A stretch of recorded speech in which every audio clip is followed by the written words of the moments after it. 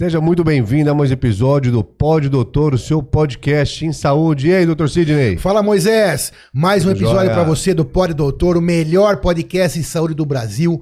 Como você que está aí sabe, o nosso propósito é levar para você informação de qualidade, informação checada em saúde. Você sabe que a internet é recheada de fake news, de informações nem sempre checadas, nem sempre corretas. Então, o nosso propósito é o contrário, é levar para você informação boa. Se inscreva no YouTube, siga-nos em todas as redes sociais para que a gente possa continuar levando para você informação boa. Lembre-se, informação é o diamante da prevenção.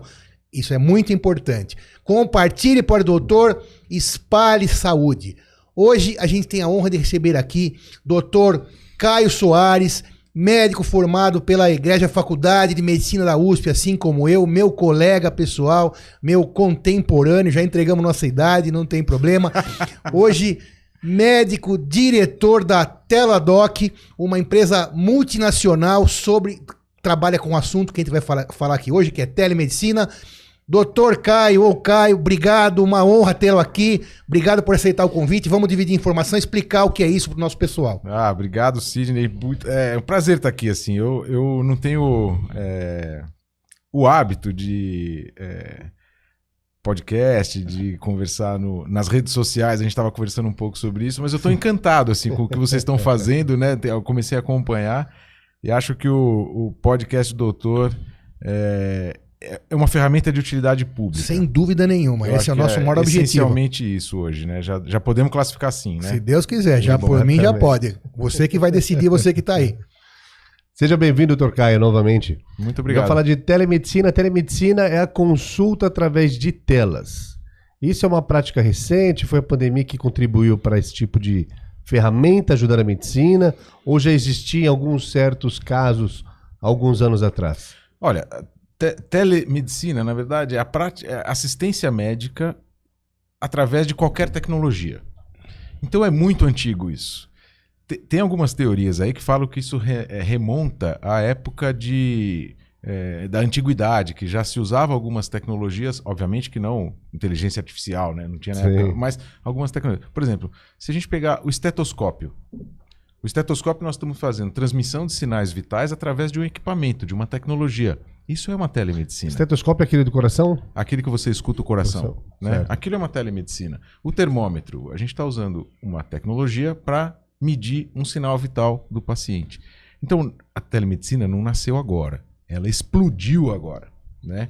Outro exemplo que eu posso te dar. Eletrocardiograma, o exame que vai monitorar como é que está o funcionamento do seu coração. Você pode fazer o exame, transmitir o resultado para um médico que está em outro lugar e esse médico faz a interpretação e dá o laudo à distância. Então isso é telemedicina. Então tem muitos exemplos de tecnologias que ajudam o médico a fazer a interpretação dos sinais do paciente, a devolver, a fazer o diagnóstico, a imputar o tratamento para esses pacientes. Isso então, não influencia ou pode, devido à imagem, quando chega para o médico, por exemplo, do eletrocardiograma, é aquele exame que tem as ondas para cima e para baixo. Isso. Quando enviava para o médico, alguns anos atrás, era o quê? Fax, e-mail? Por telefone. Por telex, por qualquer jeito. Você Como pode assim, transmitir. telex? O que é telex? Que é? Você falou que entregou a idade, agora que entreguei. Agora, como que chama? Fax, né? Fax. Telex Fax, é mais... Fax. Lembra quando eu tinha internet de escada? Que o eletrocardiograma pelo telefone fazia esse barulhinho. Isso como mesmo. se fosse da internet de escada. Que você não sabe nem que é internet de escada, né? Não, mas como assim? Pelo barulho o médico sabia do outro lado? Não, a máquina transmite e a forma de transmissão era uma onda de radiofrequência. E isso, do lado de lá, tinha um equipamento que recebia essa onda de radiofrequência e refazia essa onda.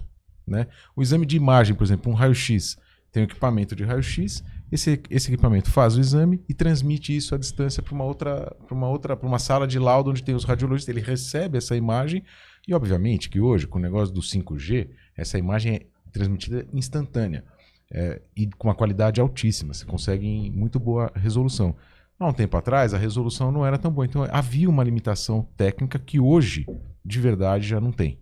Então, as possibilidades aí de novas coisas que vão aparecer são imensas. Esses exemplos já podem ser já é considerado telemedicina. Telemedicina. São todas técnicas, tecnologias usadas para fazer essa relação com o paciente. Até, por exemplo, quando um exame de imagem, né, de tomografia ou de ressonância, era antes só no papel, né, o raio-x só na chapa. Hoje é tudo digital. Então, essa tecnologia que o Dr. Caio falou, do 5G, ou da própria tecnologia de transmissão, ou do próprio hardware que está lá presente, mudou muito. Então, permite que a digitalização possua a mesma qualidade do impresso físico, Às né? vezes até melhor. Às vezes até melhor, verdade. Aí o radiologista ou o médico que está interpretando consegue interpretar aquilo e entregar para o paciente ou para o outro médico um produto perfeito, né? É que nem esse exemplo que você está dando é que nem a fotografia. Há um tempo atrás, a fotografia era impressa num papel.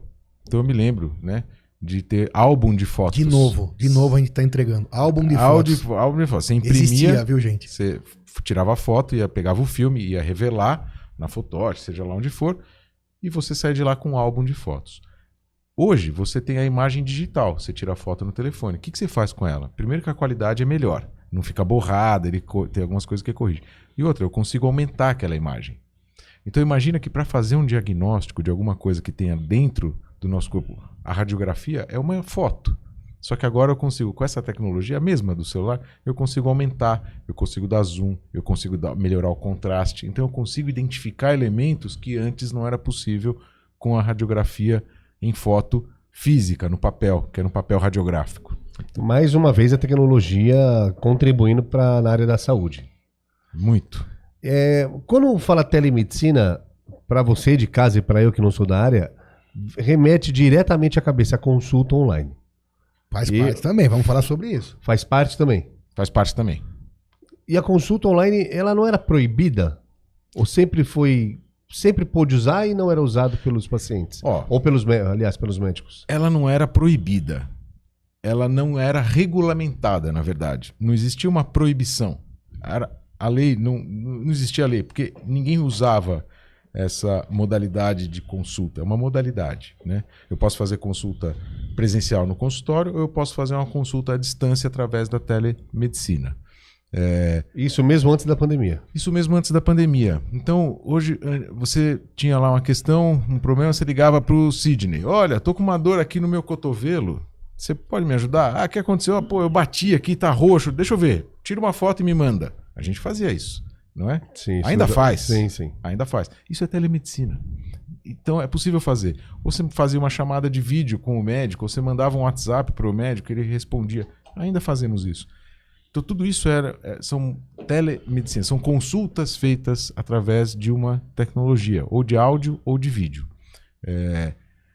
Em 2022, dia 27 de dezembro de 2022, foi promulgada a lei que regulamenta a telemedicina. 27 de dezembro, há pouco tempo. Tem ano pouco passado, tempo. Faz 6 meses, mais ou menos, que a gente tem uma lei que regulamentou. Bom, antes Vinda disso... do CFM, você fala, ou uma lei mesmo... Uma lei federal. Lei do Congresso. Uma lei federal que passou pela Câmara, passou pelo Senado, então voltou para a Câmara, subiu para o presidente, e o presidente, dia 27 de dezembro, autorizou, sancionou essa lei. Antes disso, durante a pandemia, porque a pandemia, por ser uma catástrofe, né? Uma estado de exceção. Isso. E pela característica dela, que era uma doença infecto-contagiosa, onde a gente não podia estar perto, o médico e o paciente não podiam se aproximar, a tecnologia da telemedicina salvou muita gente. Então, a utilização da telemedicina durante a pandemia foi exponencial, explodiu, né? Então, havia uma resistência muito... Isso é interessante. Havia uma resistência muito grande da sociedade, dos médicos, dos pacientes, dos legisladores. Um movimento anti-telemedicina, achando que a telemedicina iria substituir a consulta presencial. Ou até mesmo dos próprios pacientes, porque paciente gosta do contato médico, claro, tá na frente, sim. A análise, a conversa, a anamnese, aquela conversa inicial na consulta. Sim. Então, para ambos os lados. Para todo mundo. Para todo mundo. Só que a pandemia, forçosamente, fez todo mundo usar a telemedicina. Todo mundo fez uma consulta, todo mundo fez algum serviço, usou algum serviço de telemedicina durante a pandemia, quando a gente tinha uma restrição da aproximação física, né? Isso fez com que a gente percebesse, sociedade percebesse que tem um lugar aí que a gente pode usar a telemedicina, mesmo depois da pandemia, que é como a gente está hoje. Então isso fez com que a gente tivesse, por um estado de exceção, uma autorização provisória, uma medida provisória, uma autorização legal provisória, que é uma medida provisória, que o governo fez para, durante a pandemia, autorizar a telemedicina. Porque quando começou a aumentar a demanda para teleconsulta durante a pandemia, os médicos ficaram com medo de fazer algo que não estava previsto pela lei. Os pacientes começaram a ficar com medo. Então havia uma brecha ali jurídica que ninguém sabia muito bem como resolver. Então o governo foi lá e editou uma medida provisória, fez uma lei provisória falando, enquanto tiver a pandemia, está autorizada a telemedicina. E aí, por isso que teve essa Mas explosão. enquanto tivesse a pandemia, nós estamos com resquícios ainda de pandemia. Aí Como é que ficou essa história? Aí tem uma questão aí que a definição de pandemia, nesse caso, não foi técnica ou não técnica. O fato é que, não vamos entrar nesse assunto, o fato é que o governo decidiu encerrar tecnicamente a pandemia por um outro decreto. Então, em algum momento no meio do ano passado, acabou a pandemia, teve lá seus motivos para fazer isso. E aí ficou um vácuo. Sem lei. Aí a gente voltou ao estado que a gente tinha antes, que não tinha lei. Só que a gente tinha já feito pela Saúde Digital Brasil, que é uma associação de empresas de telemedicina que eu presido atualmente. É presidente da Saúde Digital Brasil. Saúde Digital que Brasil. encampa todas as empresas de telemedicina no Brasil. No Brasil. Então a gente voltou ao estado pré-pandemia, ou seja, a gente estava sem a lei.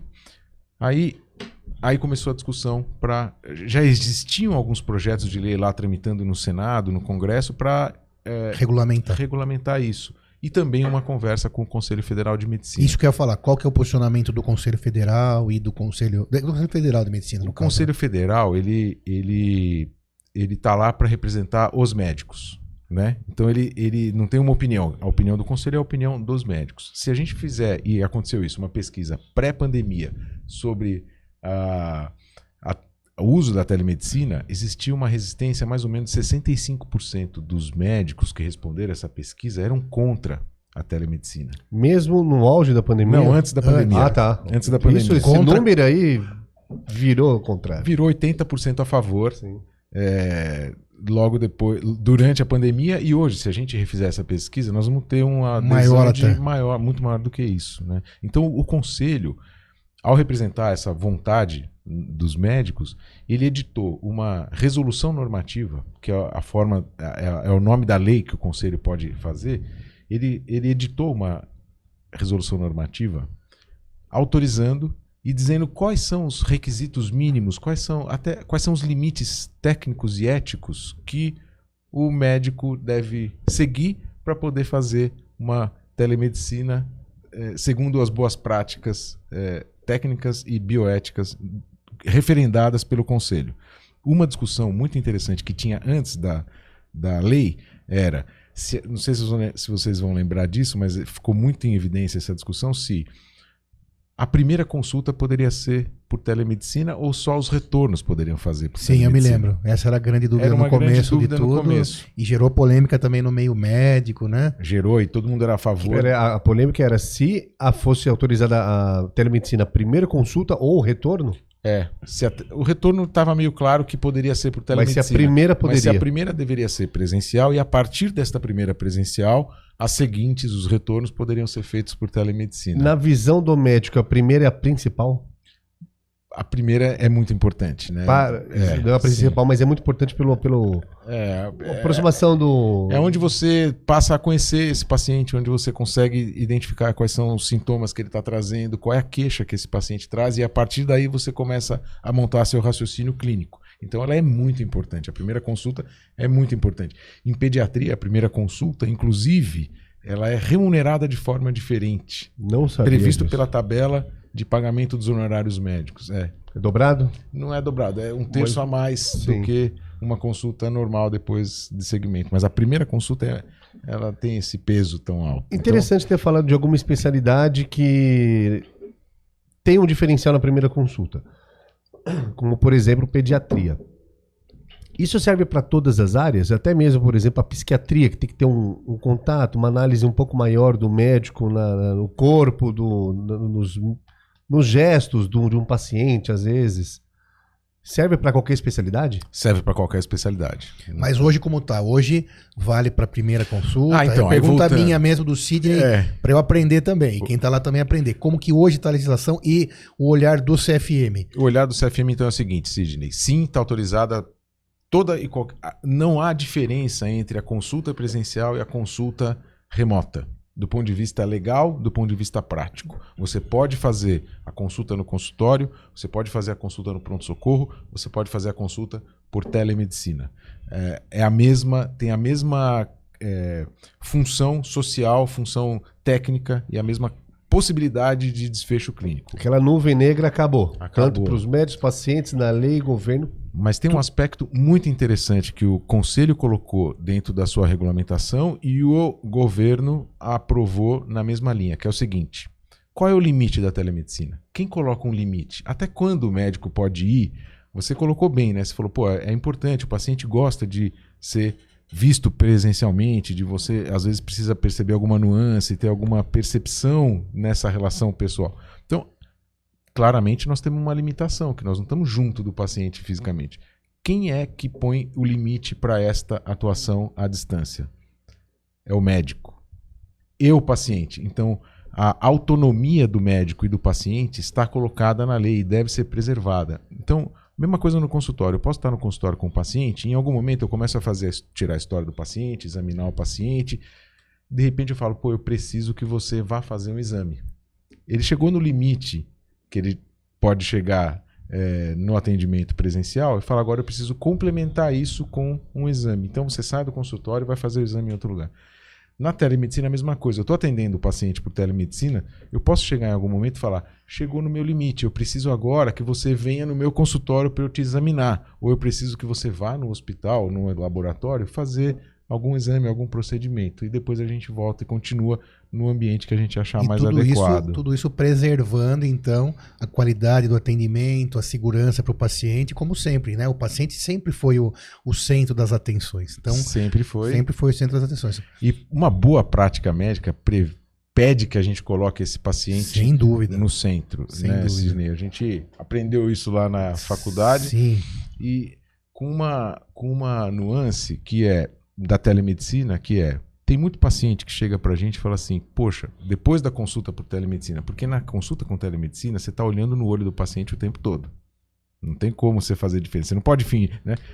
Tem paciente que fala, olha, eu gostei tanto da consulta aqui por telemedicina que eu me senti mais acolhido pelo médico do que se eu fosse num pronto-socorro. Pronto-socorro tá no computador ali muitas vezes, a correria da fila. Não tá nem olhando, já tá pronto lá a receita. Já passa para próximo. Então, tá cheio. Parece que não é só para ele, tem isso aí também. Eu nunca tinha pensado nisso. Exatamente. Tem muitas distrações que podem acontecer nesse ambiente. Tem paciente correndo, tem emergência que chega, ou alguém que entra na sala para fazer alguma pergunta. Então, às vezes, para algumas situações, esse paciente se sente mais bem acolhido, ou ele percebe que é um atendimento, às vezes, tão humanizado ou mais humanizado do que num atendimento presencial. Tudo que nós estamos falando aqui não acontece em 100% das vezes. Isso que eu ia perguntar. Não acontece. Você tem esses números de como está hoje a penetração da teleconsulta? Assim, nós falamos de outros de telemedicina, mas da teleconsulta em si. Se antes não existia, hoje como tem mais ou menos algum número? Olha, eu posso te dar um número do mercado americano, que é um mercado, é um lugar onde a tecnologia é mais desenvolvida do que aqui, há mais tempo, né? E para lá vale tudo isso que você falou também? Vale. Essa evolução, essa resistência, aconteceu a mesma coisa. Guardadas as proporções, né? Não. Mas foi parecido. É igualzinho. Puxa, eu trabalho numa empresa que tem escritório em 11 países. Que é a Teladoc. Que é a Teladoc. A Teladoc nos Estados Unidos começou em 2002. Então eles estão aí uns 10 ou 15 anos na nossa frente. 2002. Nada a ver com a pandemia. Nada a ver com a pandemia. E na China, o escritório abriu em 2007. Nada a ver com a pandemia também. Nada a ver com a pandemia. Mas Portugal abriu em 2015. né? Nenhum desses escritórios foi aberto por conta da pandemia. Já existiam antes, mas o que eu quero falar é o seguinte: a evolução da percepção de valor, a aceitação da sociedade, aumento do uso, ela acontece, se a gente pusesse numa curva, num gráfico, ela acontece igualzinho aqui na China, nos Estados Unidos, em Portugal, na Inglaterra, na Hungria. A curva de aceitação? De aceitação e uso e utilização. Bom, afinal nós estamos falando de ser humano, né? Não muda, porque você Não fala uma muda. língua diferente, a sua percepção não muda. O mercado não consegue mudar o ser humano tanto assim quanto às vezes a gente tem medo, né? Então Não. o ser humano tem os mesmos sentimentos, os mesmos defeitos, qualidades, anseios, então legal isso, porque você prova que o cara que tá aqui ou tá na China, nos Estados Unidos, quer ser acolhido na mesma proporção de qualquer outro lugar. As coisas boas e as coisas ruins acontecem do mesmo jeito aqui e Exata- acontece lá. Né? Exatamente. Então, por exemplo, imagina que você às vezes pega um paciente e o paciente aparece nu, pelado na frente da câmera. Como é que você vai atender um paciente desse? Isso não acontece no consultório, né? Você não tá no consultório e entra um paciente pelado. Tá, Tirando- esquece a câmera ligada ou Tirando o pronto-socorro do Ou sem HC, querer, né? ou Aquela sem época. querer. Ou sem querer, ou de propósito. Já teve caso de paciente que fez isso de propósito. Pra provocar, pra causar um choque, sei lá o que o cara que tinha na cabeça, mas acontece. Então, a gente tem que treinar. A gente, quando faz a faculdade, a gente não é treinado nessas modalidades de atendimento. Sim. E eu queria entrar nesse assunto depois, viu? Claro. A gente tem que pensar se a gente não deve mudar o currículo das faculdades de medicina para introduzir essa modalidade de atendimento como uma capacitação para atendimento à distância e não por que presencial. não? No internato, né? Porque no internato o cara treina lá na cardiologia, treina na ortopedia, na psiquiatria, no pronto-socorro cirúrgico, clínico. E vai ser a prática da profissão. Mas fala aqueles números primeiro que vão corroborar com isso que você falou agora. Antes da pandemia, por exemplo, a gente tinha lá, vou dar um número aqui do Brasil primeiro, tá? A gente tinha aí uma estimativa de ter feito no último ano, antes da pandemia, 500 mil atendimentos de forma não estruturada, ainda era super rudimentar. O primeiro ano da pandemia, as empresas... 500 mil atendimentos, teleatendimentos. Teleatendimentos. Isso de uma informação de uma empresa ou da associação? Uma informação ainda rudimentar, meio assim, não muito bem confiável. Sim. É uma estimativa. Então, Depois, antes da pandemia, 500 mil atendimentos via telemedicina. primeiro ano da pandemia, 7 milhões e meio de atendimentos. Segundo ano de pandemia, 17 milhões de atendimentos e uma projeção para esse ano de 35 milhões de atendimentos. Então, com esse número, fica na prática provado que um estudante de medicina que sai da faculdade sem aprender o teleatendimento, ele está mal formado. Ele hoje está mal formado. Sim. Eu penso isso. E esses 35 milhões, que deve ter sido o número do competência fechada do ano passado? O total de 12 meses do ano passado. A estimativa para esse ano. Quantos Ano milhões? passado, 17 milhões. Esse ano, a estimativa é 35 milhões. Esse 35 milhões está quase chegando nos outros países? Ou não? Está longe ainda? Ele é proporcional à quantidade de pessoas que você tem no país. Então Mas quer dizer que a população brasileira já se acostumou tão quanto, por exemplo, a população dos Estados Unidos na aderência, na adesão do a velocidade de adesão da população brasileira à telemedicina foi maior do que a velocidade de adesão da população americana. A gente é mais adaptado a essa nova modalidade. O brasileiro gosta mais de usar a tecnologia. Só por incrível isso. que pareça. O brasileiro é um dos maiores usuários de internet no mundo, assim como a Índia, né? Mas também não é pelo fato de, no Brasil, ter plano de saúde e adesão, ter mais pessoas sendo tratadas em saúde do que os Estados Unidos? Não, mas é proporção. Proporção de população, mas também tem proporção de propósito, de acesso. Acesso é a palavra que está sempre... É o sobrenome da telemedicina. Sim, né? sim. Você fala telemedicina, você fala em ampliação de acesso. Porque a gente fala telemedicina para usar por pessoas que têm plano de saúde. Nós temos 50 milhões de pessoas que têm acesso ao plano de saúde. Ou seja, nós temos 150 milhões de pessoas que não têm acesso ao plano de saúde. 170 agora, né? O SUS atende, exato. O SUS está atendendo telemedicina? A partir dessa lei que eu falei que foi promulgada em dezembro do ano passado, o SUS passou a poder se utilizar da telemedicina. E vários municípios já estão se estruturando para atender através da telemedicina. Alguns já fazem. Por exemplo, dentro de uma especialidade, cardiologia, que a gente citou aqui. Pega uma cidade como Taubaté, tem uma fila de 3 meses para atendimento em cardiologia. Por quê? Depende do médico especialista ir até o ambulatório, marcar a agenda do paciente, fechar o dia de atendimento. Tem uma sala para ele livre. Tem uma sala para ele. Então o paciente sai da casa dele, o médico sai da casa dele. Você tem uma complicação logística e de deslocamento, de gasto de tempo gigantesca. Se você faz o atendimento por telemedicina, claro, respeitando as limitações que você já falou lá, que a gente já falou lá atrás, você consegue eliminar essa fila em 15 dias. Então a telemedicina, sobrenome é acesso, e o outro sobrenome dele é derruba as filas, né? Porque ele tira as filas, tira a dificuldade que você tem de ter o especialista no local, porque você pode ter esse especialista à distância. E no interior isso é muito comum, né? Você tem um especialista que fica rodando, ele passa segunda-feira na cidade, terça-feira na outra, quarta-feira na outra, quinta-feira. Chega uma hora, ele não dá vazão para toda a demanda. Legal. A gente falou do governo, né, do estado, que regulamentou a questão da telemedicina. A gente falou do CFM, que pré-regulamentou, endossou tudo isso que a gente falou, dos médicos, do paciente, que é o mais importante. E as faculdades? Você tem alguma notícia de alguma movimentação para trazer isso como matéria? Eu li alguma coisa, mas não estou me recordando agora, até acho que eu vi na própria nossa casa de Arnaldo, né, Faculdade de Medicina da USP, algumas movimentações, um post no Instagram, eu devia saber mais, né, já que nós estamos aqui, mas desculpa. Mas eu vi alguma coisa, que discussão na congregação, não sei, você tem alguma notícia se alguma faculdade já está começando a pensar nisso? Algumas faculdades começam a ter uma capacitação, oferecer uma capacitação para os alunos em atendimento de telemedicina.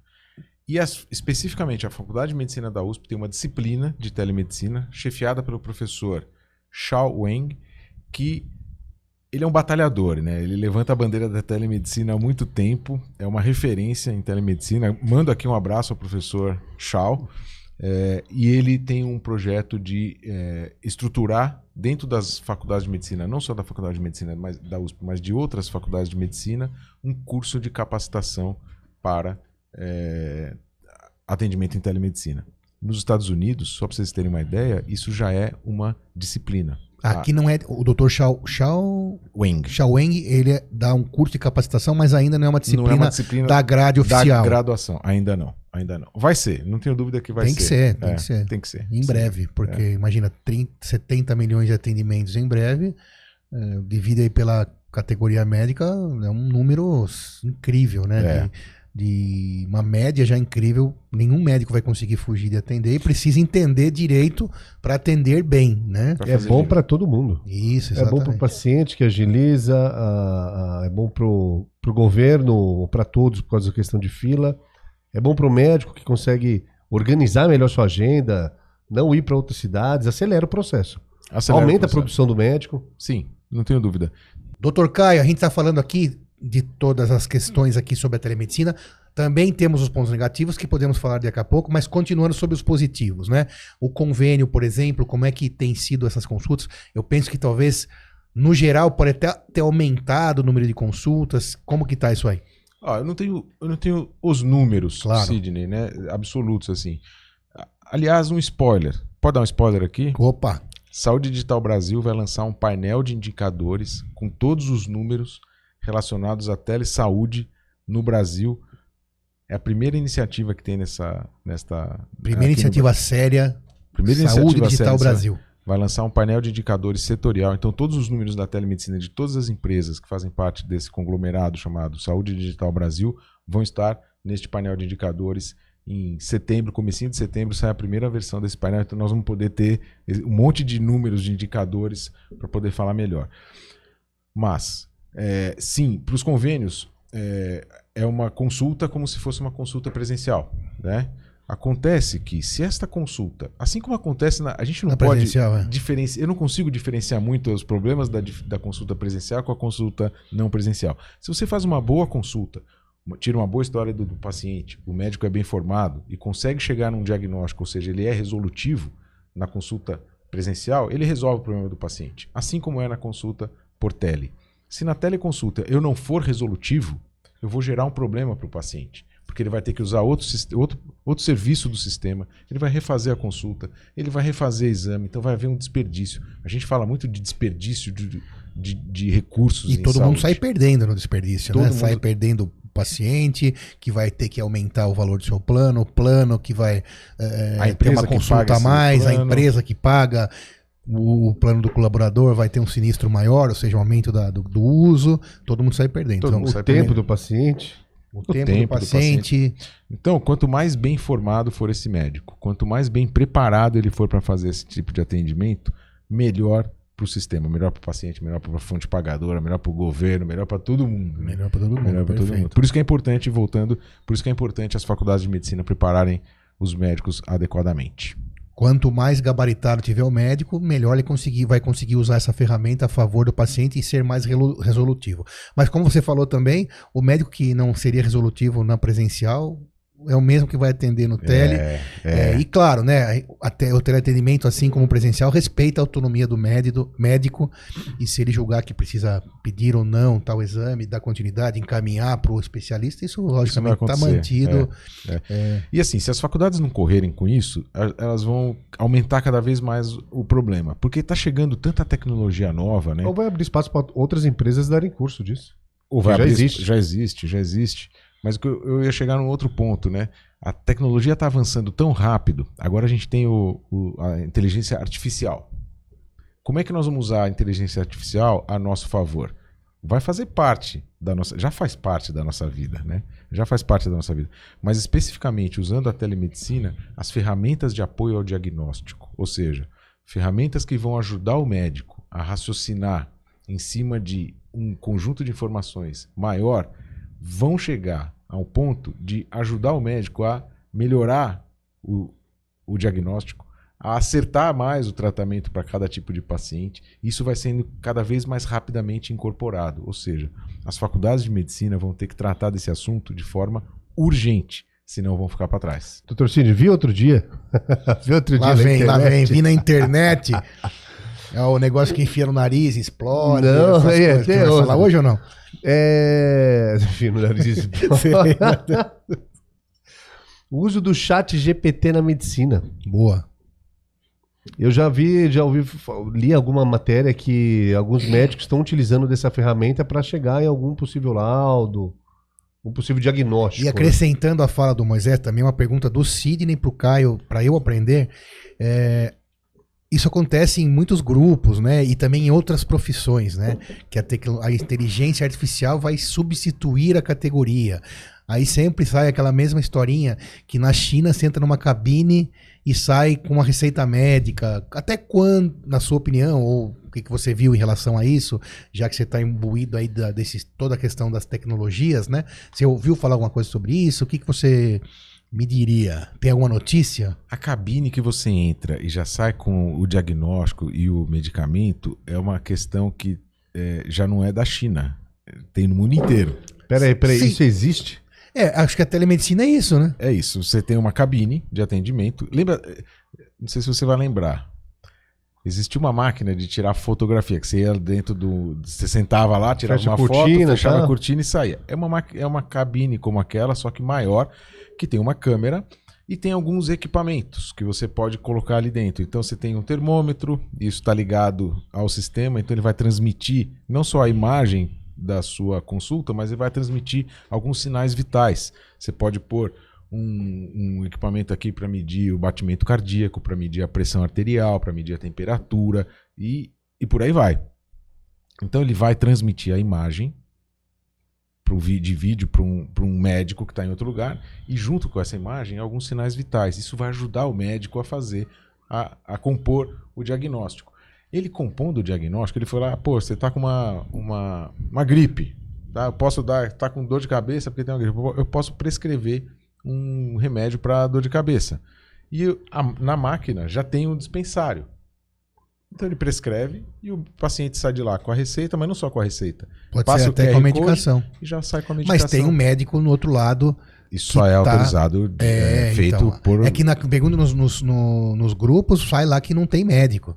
E sempre a cabine ela é autônoma e ela faz o seu diagnóstico via chat GPT ou chat GPT, não sei como falar isso, faz seu diagnóstico por inteligência artificial e é um negócio completamente robotizado. Não é isso, né? Não é isso. Tem que ter o profissional. Tem que ter.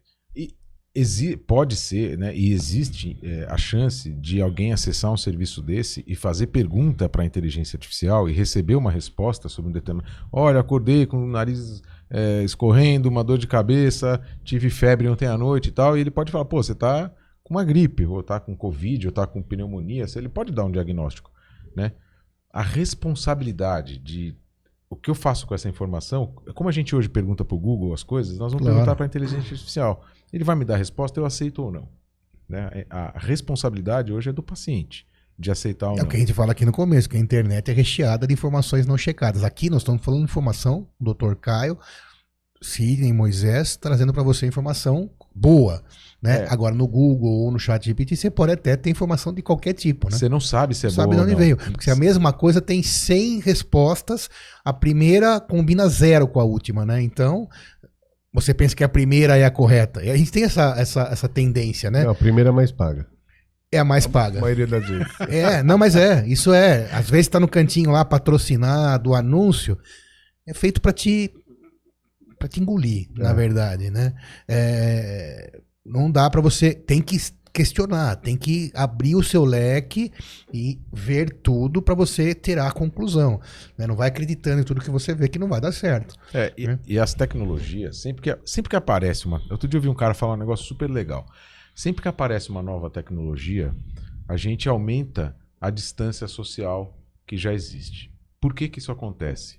Porque quando entra uma nova tecnologia, por exemplo, ChatGPT, não existia 5 anos atrás, ninguém nunca ouviu falar disso aí. E agora começamos a falar de ChatGPT, todo mundo uma febre, ChatGPT. Quando entra uma tecnologia nova, a teoria desse cara era a seguinte: todo mundo é analfabeto nessa nova tecnologia. Boa. E todo mundo vai começar a se alfabetizar. Do zero. Quem é que vai se alfabetizar primeiro? Quem tem mais acesso, quem tem mais condição. Por isso que a tecnologia, muitas vezes, aumenta a distância social. Mesmo que ela seja uma tecnologia, como é a telemedicina, para diminuir a do gap social. Faz sentido. Então, como gestor de saúde, como representante de um setor da saúde digital no Brasil que eu estava falando, a gente tem que estar com isso na cabeça tempo todo, para garantir que essa tecnologia vai estar disponível para todo mundo da população de forma homogênea. Igual. Exatamente. Isso dentro dos convênios, acredito que seja possível, já está acontecendo, que é interessante para todos os lados. Mas no meio público do SUS, deve ter alguns interesses, alguns impedimentos, barreiras em determinadas cidades ou em determinados locais. Olha, eu vejo muita movimentação de cidades hoje, porque é muito recente a aprovação da lei que permite ao SUS o uso da telesaúde. Então, e esse processo de adaptação, de contratação, de remuneração, de transferência de verbas, tal, não é uma coisa tão simples, então demora um tempo. Mas está tendo interesse. Gigantesco. O governo, inclusive, tem agora uma secretaria para saúde digital.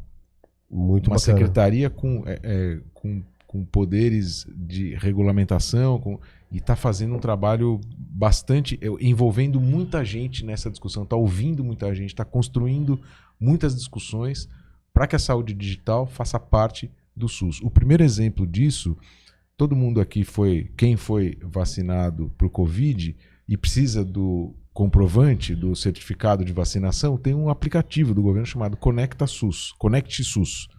Nesse aplicativo você entra, faz o cadastro pelo seu CPF, põe uma senha, a sua vacina, o seu comprovante de vacina está lá de forma digital. E é esse aplicativo que está sendo ampliado, que ele nasceu para o negócio da vacina, e ele está sendo ampliado para tudo que for digital, toda a sua saúde vai estar dentro deste aplicativo, dessa plataforma, resultado de exame, isso que eu perguntar. Data de consulta, resultado de vacina, recomendações de saúde, vai estar tudo lá. Porque isso tudo o paciente perde. A maioria das vezes não guarda resultado de exame, aí gera nova consulta, gera novo exame. Todo mundo perde, até eu perco. Você tem seus exames do ano passado? Tenho no aplicativo do Conect SUS. Esse aplicativo faz a comunicação, esse aplicativo é do Estado. Esse é o aplicativo do governo federal. Do governo federal, perdão. É do Estado como nação, mas enfim, é do governo federal. Ele faz conexão sistêmica com outras plataformas Privadas? Ainda não. Esse é o futuro, é isso onde vai chegar. Ainda não. Existe uma grande discussão, Moisés, é o seguinte: a gente tem uma legislação que protege o paciente, que protege as informações do paciente. Seria a LGPD? É a LGPD. A LGPD, ela é muito importante para a telemedicina. Só conseguiu ser aprovada como lei porque tinha o apoio, o embasamento da LGPD. É muito perigoso a gente transmitir ou não cuidar da proteção das informações dos pacientes. É muito perigoso. A informação é do paciente, ela é individual. E a gente tem uma resistência em transmitir e torná-la pública, né? Tanto que quando vaza uma informação de saúde é uma tragédia, né? Eu posso ver informações que ninguém gostaria de saber. Isso tem implicações sociais muito importantes. Então, tratar a informação da saúde como pública é um pouco complicado. Nós vamos ter que evoluir, discutir e entender qual é a melhor forma de eu compartilhar as minhas informações. Até que nível de compartilhamento eu quero ter, até que nível de informação alguém pode acessar, quem que pode ver. Hoje ainda nós estamos num passo anterior a isso, né? Acho que nós vamos chegar nesse ponto de ter uma plataforma única que tudo da minha saúde está lá e eu defino para quem eu vou ou não dar o acesso. Em plataformas privadas, hoje uma uma operadora de plano de saúde, ela tem a sua plataforma digital lá, sua ferramenta. Tá. Aí tem a telemedicina, conversando com o médico à distância. Esse médico pediu exames. Como que faz o envio para o exame dele? Dentro dessa plataforma vai ter um campo lá, raio-x, exame de imagem, exame de sangue? Tem um dos componentes da telemedicina obrigatório é o prontuário eletrônico. O prontuário eletrônico é onde você registra toda a informação da consulta daquele paciente num sistema de registro eletrônico protegido e tal, seguindo as bases lá da LGPD. Essa ferramenta ela é para eu registrar as informações e para eu dar conduta, diagnóstico e tratamento. Quando eu falo dar conduta, eu posso fazer uma prescrição médica, então digital, eu posso pedir um exame, eu posso registrar o resultado de um exame, então, e isso tudo fica registrado. Isso tudo. Então, quando você fala assim, pô, o médico me deu um pedido de exame, você chega lá, ou me deu um remédio, prescrição, me deu uma receita, eu chego na farmácia e ninguém entende a letra do médico. Acabou. Às vezes o farmacêutico não consegue identificar qual é o que medicamento que foi registrado, que foi dado. No formato digital, isso não acontece. É muito. Então, o ganho chega até nesse ponto, né? Sim, claro. E não é pouco, não. É um percentual alto de prescrições que a gente perde, ou porque o cara perdeu, molhou, ficou no bolso, mandou o casaco para a máquina de lavar, não viu a letra não consegue. Não, isso não acontece. E para ele entender que está ali também, a validade dessa receita digital na farmácia é idêntica do papel. É idêntica do papel. Mas ele apresenta no celular ou vai imprimir? As duas coisas são possíveis. Mas elas têm que estar dentro dessa plataforma, né? Não é assim, o médico prescreve pelo WhatsApp, manda. Não, ele tem, assim... Tem que respeitar essas regras tecnológicas, né? Tem. E é uma prescrição eletrônica, então é um documento eletrônico que tem uma assinatura digital do médico que garante que o médico é médico e que foi ele que assinou aquele documento. Então, até a segurança desse documento, não existe como falsificar um documento desse, assim, é muito mais difícil do que uma assinatura. Do que uma assinatura e um carimbo, que você vai na gráfica, manda fazer um carimbo, o Dr. Sidney manda fazer lá um CRM e tal, e sai fazendo... Então esse documento digital tem uma chave digital, tem um registro digital, é controlado pelo governo num repositório. A receita, além da validade, Sidney, ele tem a questão da dispensação. Então se eu falo assim, ó, uma caixa de antibiótico, lá você precisa fazer um tratamento, eu receito para você uma caixa de antibiótico. No papel, a receita em papel, você pode comprar com essa mesma receita várias caixas de medicamento. Com a receita digital, não, porque o controle é centralizado. Então eu vou na farmácia, apresento esse QR Code, essa receita digital, é vendido o medicamento, feita a dispensação e isso está registrado. Anulou aquela receita. Se eu tentar fazer de novo, ela não vai conseguir. E a cirurgia, um outro exemplo que eu estava aqui pensando, né? Duas coisas, né? A telemedicina permite também o atendimento de um médico aqui de São Paulo, um especialista, por exemplo. Tem algumas áreas na cirurgia, algumas especialidades, que tem uma oferta pequena e uma demanda grande. Então, por exemplo, se você for procurar neurologista infantil. É tenso. Mesmo os convênios que têm regras para isso sofrem.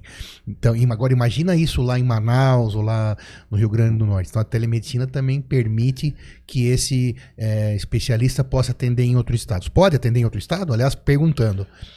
Pode atender em outro estado. Esse era o segundo grande ponto de discussão antes da aprovação da lei. O primeiro era porque o CRM ele é estadual, gente, só para você entender. Então, cada médico aí, a gente tem um CREMESP, que é em São Paulo. Existe o CFM, mas o número sempre é estadual. Aí a pergunta fiz por isso.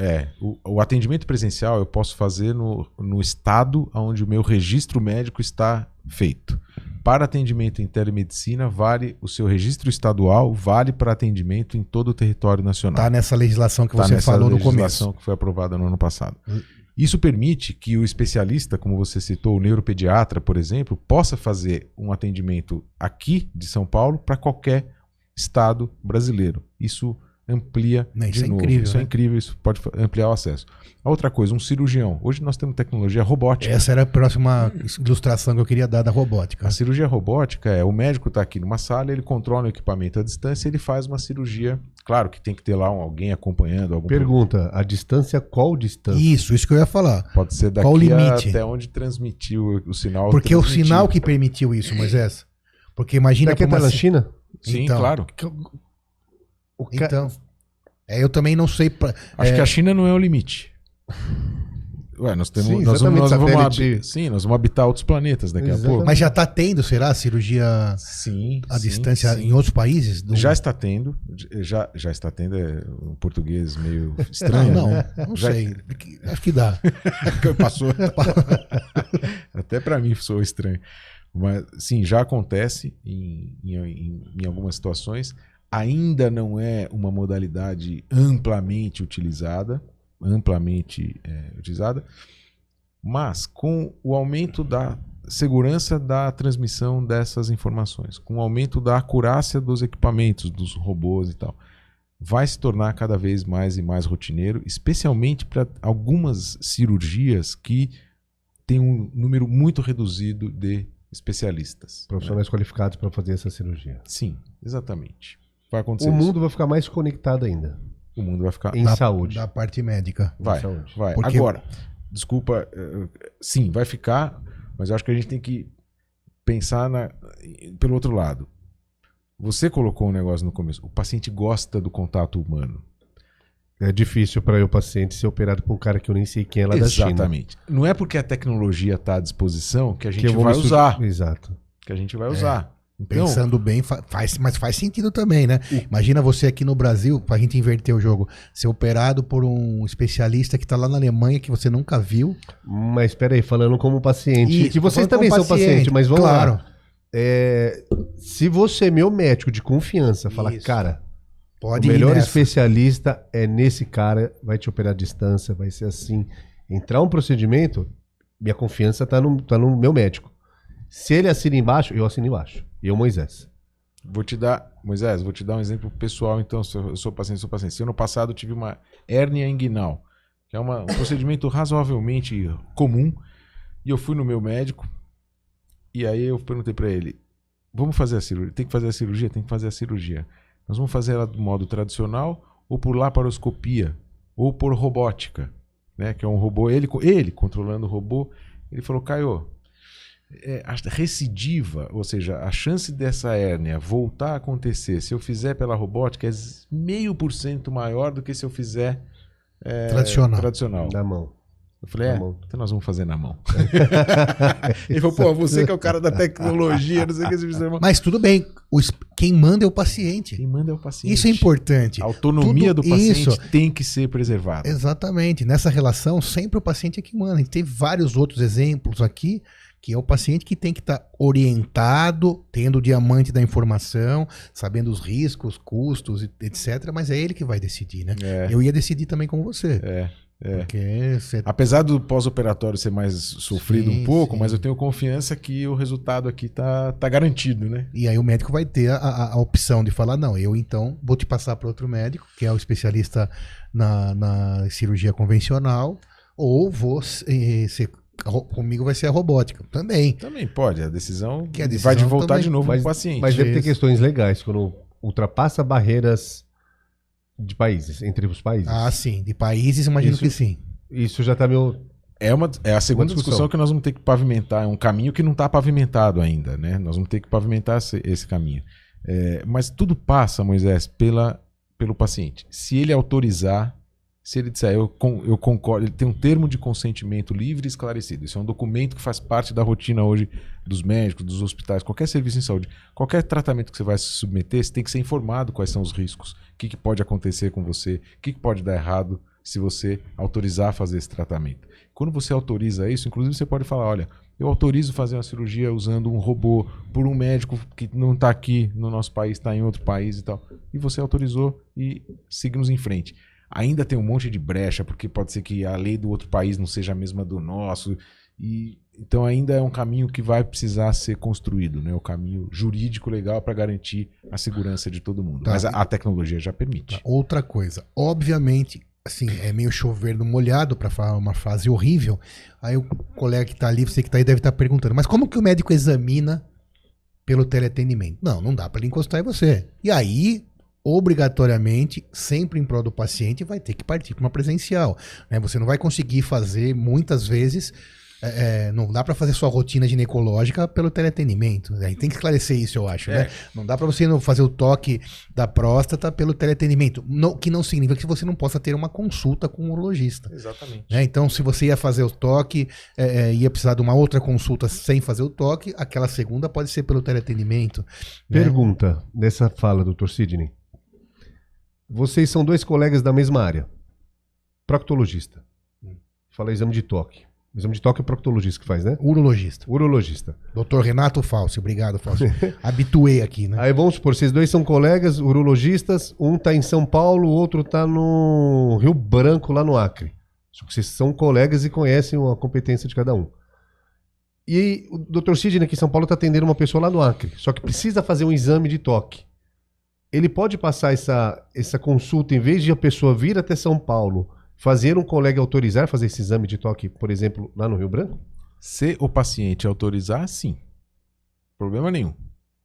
E se o outro médico aceitar também. E se o outro médico aceitar. Sabe que tem uma modalidade de telemedicina que chama teleinterconsulta. O que é a teleinterconsulta? Bem lembrado. Eu tô atendendo, eu sou clínico geral, eu tô atendendo a você e aí no meio da consulta eu olho e falo, pô, Moisés, tem uma pinta aqui que eu queria que um dermatologista desse uma opinião. Eu não conheço sobre dermatologia, eu não sou especialista. Eu posso, durante a nossa consulta, chamar para um outro especialista entrar na mesma consulta, então entra um dermatologista, olha a sua consulta, olha é o seguinte, o Moisés está aqui e tal, tem 26 anos de idade e tal, tá com uma pinta suspeita, queria que você... Ele olha, pede para você, por exemplo, tirar uma foto com o seu celular de alta resolução, ele dá o zoom e ele te dá o diagnóstico na hora. E nós continuamos na consulta do mesmo jeito. Então, a possibilidade de eu agregar mais de um especialista dentro da mesma consulta para aumentar a chance do desfecho do paciente... Isso é maravilhoso. Isso não existia antes. Quem está ganhando? O paciente. Isso claro, é o ponto. Isso me remete ao fato de que isso não tem limite. Vai cada vez trazer mais oportunidade, mais recurso e mais benefício pro mais importante, que é o paciente. Até isso que a gente estava falando, né? De não posso fazer o exame físico, eu não tenho como fazer o exame físico. A gente não sabe como é que vão ser as tecnologias do futuro. Sim. A gente tem tecnologia hoje, por exemplo, de câmera, que quando a gente está olhando para a câmera, ela está identificando o mapa de calor. E pelo padrão de mapa de calor do nosso corpo, ela vira para mim, enquanto médico, eu estou conversando com o paciente pela tela, e ela fala, ó, o paciente tem um mapa de calor aqui, que é altamente sugestivo de sinusite. E o paciente não tem sintoma, não falou sobre sinusite, e eu posso pedir para ele, faz o seguinte, aperta você aqui, ó, o seu seio paranasal. Aperta aqui em cima. Dói. Essa febre, esse mal-estar que você teve ontem à noite pode ser uma sinusite. Eu vou lá e peço o exame. Já tem ferramenta que tu faz isso? Já tem ferramenta. Isso já é usado no esporte, por exemplo. Em uso. E um mapa de temperatura para já área de inflamação. Então, né, no Covid, tem câmeras que identificavam, faziam o diagnóstico ou davam a sugestão imagem, do diagnóstico pelo mapa de calor, antes do paciente falar que estava com algum sintoma. Incrível. Tem muita coisa para evoluir, tem muita tecnologia para ser explorada, aproveitada. Então a gente está entrando num mundo tá começando, agora, tá começando. Isso vai longe e O céu é o limite. O céu é o limite. Falamos muitos pontos positivos. Vamos falar com os negativos também. Vamos abrir e falar quais são os pontos Tem negativos. que ser os sempre pontos, assertivo. sim, né? ou os pontos fracos a serem trabalhados. Eu acho que Se é que existe. É isso que eu ia falar, se existe. Existe. Uma é a falta de preparo de profissionais para entender onde acaba o seu limite. Né? Isso é importante. O número 2 é a segurança da informação. Se a gente está falando, por exemplo, vou fazer um atendimento em WhatsApp, registrar isso em WhatsApp, não tem problema. O WhatsApp é criptografado, Sim. tem um nível de segurança legal, mas eu perco essa informação. A informação não vai para o prontuário. Aí já não seguiu a regra, né? Não seguiu a regra. E eu perco essa informação. Quem vai ser prejudicado depois disso? O paciente. O paciente. Então eu falo assim, há 6 meses atrás eu conversei com o meu médico, ele me deu um remédio que eu não lembro qual que era o antibiótico, eu tava na praia, ele me mandou, liga pro médico, o cara não vai achar mais informação. Nem o médico, né? Nem o médico, nem o paciente. Então perdemos uma informação que pode ser importante, porque ele teve, eu tive uma alergia aqui, que remédio que era? Perdemos a informação. Então, o mau uso dessas ferramentas, ou uso inadequado, pode significar uma perda de informação e um desperdício de recurso. E o negócio que é novo aqui, o que está tendo agora, é o seguinte: o número de pedidos de atestado médico, isso tem impactado muito as empresas. O número de atestado médico que se pede nas consultas de telemedicina é maior do que na consulta presencial. Um número já grande pelo presencial é maior ainda. É maior. Sabe por quê, Sidney? Pelo seguinte, outro dia eu estava conversando com o médico que trabalha comigo e ele me deu uma resposta, eu achei genial. Quero muito saber isso. Ele falou o seguinte: se você hoje vai, domingão, faz um churrascão, segunda-feira você acorda e não está em condição de trabalhar, está naquela ressaca brava. Você fala, cara, eu preciso arrumar um atestado. Tá de ressaca. Ressacão. Preciso arrumar um atestado. Que caminhos que ele tem para pegar um atestado hoje? E no pronto atendimento. Pronto-socorro. Ou pronto atendimento. Ou na Praça da Sé. É verdade. Sim, tem os caminhos não legais, né? Então ele pode ir lá comprar, tem esse mundo negro, esse câmbio negro lá, não sei o que, o cara faz isso aí, que não é legal. Ele pode ir no pronto atendimento. Para ir no pronto atendimento, ele vai sair da casa dele. Isso é que o médico vai dar, né? Daí no pronto atendimento. Então, mas ele vai ter que sair da casa dele. Claro. Pegar uma condução, um meio de transporte, vai gastar um tempo, vai chegar no pronto atendimento, vai fazer a ficha, vai passar pela triagem e vai passar pela consulta. Era melhor ter que trabalhar. E aí ele vai voltar para casa dele. Ele vai gastar aí entre 3 horas, vai. Ele vai gastar umas 3 horas. No mínimo. Em São Paulo até mais. Às vezes mais. Vai ter que mentir para 3 pessoas. Porque ele vai falar que tá com uma gripe, que tá com um negócio, metade de ressaca. E vai conseguir o atestado. Ou ele vai entrar no aplicativo de telemedicina em 5 minutos e vai ter que mentir para uma pessoa só. Com a chance igual de conseguir o atestado. Provavelmente ele vai conseguir nos dois caminhos. Só que é muito menos trabalhoso, porque eu aumento o acesso. Então, quando eu aumento o acesso para as coisas boas. Claro. E eu Nós aumento estamos falando das falhas e das coisas negativas. Faz parte do coisas jogo. Que são difíceis. Né? O mundo não é só coisas, são coisas douradas, né? Mas você de casa, a empresa não é boba. Existe uma coisa chamada índice de absenteísmo. Exatamente. Que as empresas são estudadas com consultorias especializadas nisso. Controle de absenteísmo, registro do atestado, verificação de veracidade, né? Então não se duvida, a empresa tem que receber, a empresa vai aceitar porque tem que aceitar e ok, mas quando você faz o mau uso, a empresa tem caminhos para descobrir, claro. E já estão práticos legais. E só para lembrar, isso é justa causa. E é legal, isso aí é demissão justa causa, sem discussão. E é legal porque aí começa uma discussão, né? Pô, tá acontecendo isso na minha empresa, outro fala, cara, tá acontecendo... A gente montou um fórum de trabalho, um grupo de estudo para estudar esse assunto e vimos que o problema é igual para todo mundo. E as soluções estão sendo implementadas de forma muito rápida. Então, por exemplo, o uso do ambulatório, quando a empresa tem ambulatório, você mandar o paciente para o ambulatório. Se não tiver treinamento... O fato de você ter o prontuário eletrônico, o paciente que recorre a isso 2, 3 vezes, aparece no prontuário. Claro. Então, você olha o histórico dele e fala, pô, aqui o paciente João da Silva entrou 3 segunda-feiras seguidas, ele entrou aqui com o mesmo sintoma.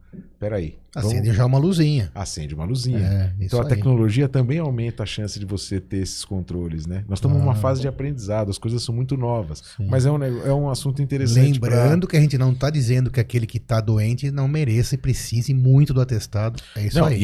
E é um negócio importante. A gente não pode tratar as pessoas como suspeitas. Sem dúvida. A gente trata como pacientes, lógico. Óbvio. Só que uma vez ele faz isso, segunda vez ele faz isso, terceira vez ele faz isso, quarta-feira ele faz Exatamente. isso. Né? Vai acender Não, a luz. esse é um caso. O paciente, uma coisa que acontece no teleatendimento, mais uma. Então, se aumenta o número de atestados, alguma coisa está errada, porque o ser humano continua o mesmo, as doenças continuam as mesmas, né? Então, facilitou. E aumentou durante a Copa, nos dias seguintes dos jogos da Copa. Tem Nos algumas Jogos coisas- do Brasil. Dos Jogos do Brasil. Desculpa, Jogos do Brasil da Copa. Foi. Então.